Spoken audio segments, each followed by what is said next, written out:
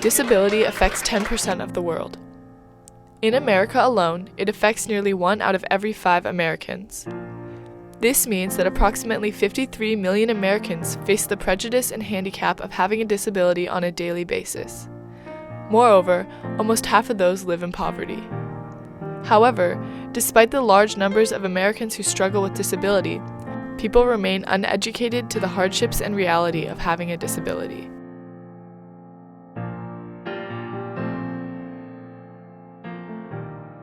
We have children that are born with visual deficits. There also, some of them may be born blind. We have children that have eating difficulty, genital deformities that prevent them from eating, or cardiac problems that actually cause fatigue and difficulty with eating and their appetite. Before the disabled rights movement, kids with special needs were segregated into separate classrooms and did not receive the same educational opportunities. Today, they are now more mainstream or integrated. Children with disabilities or persons with disabilities, we look at their abilities rather than their disabilities. When a person has a disability, their family is affected both emotionally and physically. So my son is on the autism spectrum, and he's actually fairly high functioning, and thinking that, just be aware that everyone sort of has stuff going on, and that there's so many people that have issues that we can't see and can't tell, be it pain or difficulty processing. So just having a little compassion when people are doing something that seems weird to you. Improving media representation of those with disabilities will help to better their opportunities.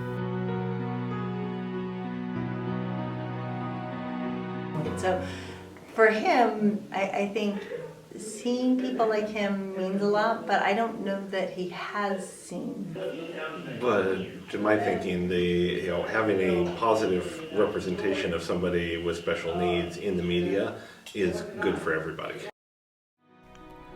Despite the many challenges people with disabilities face, there are thousands of organizations across the United States that make an effort to get them involved in their communities and to help their family members.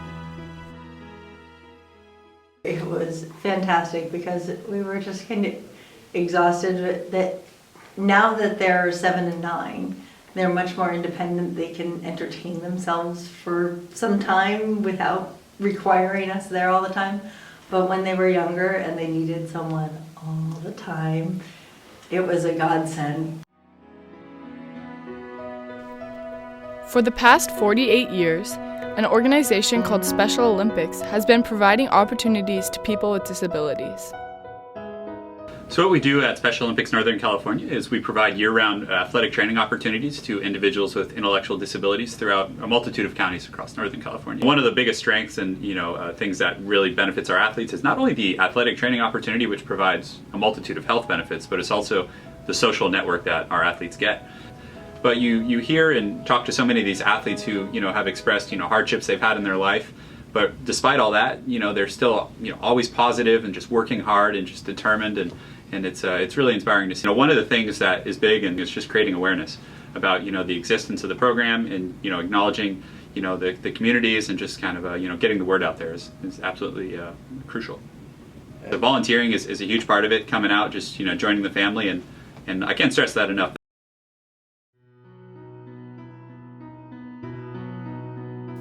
Anyone has the ability to help improve the lives of the disabled in our community.